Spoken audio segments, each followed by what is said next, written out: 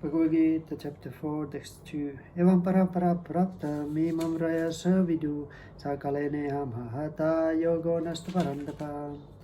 This supreme science was thus received through the chain of disciplic succession. The saintly kings understood it in that way, but in course of time the succession was broken, and therefore the science as it appears to be lost. So this process, like this process of yoga that was presented by Krishna in Bhagavad Gita, he explains that it's basically eternal. It's eternal, like a process to connect back to the self, back to the supreme. But the thing is that it's moving from the people to people, which means that one cannot just build one's own process, but one has to receive it in a proper lineage, chain of disciplic succession, parampara. And that's how one can understand it, and one has possibility to understand. But when it gets corrupted, one reason or other, the chain is broken. So if there's one student who is modifying it and changing it, and then pass that changed, modified thing forward without actually understanding the essence, and then others practice it in that way, then it gets broken, it doesn't work anymore.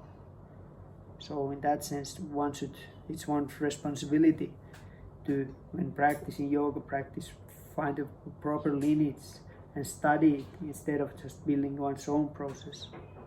And after studying it properly, one should try to protect it, so that one should teach in a responsible way, so that people don't twist it and change it.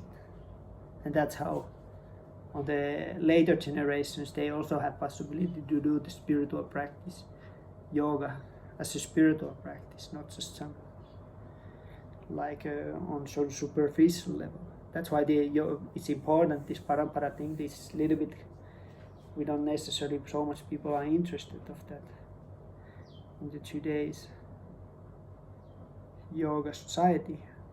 But you can see that Krishna is himself saying that it was broken before and it will get broken in the future if one is not carefully with one's own practice, and even if one is practicing on a right kind of context, one should also be careful. One should be careful how one presents it to the others. Take responsibility also at how others understand it. Bhagavad Gita, Ki Jai.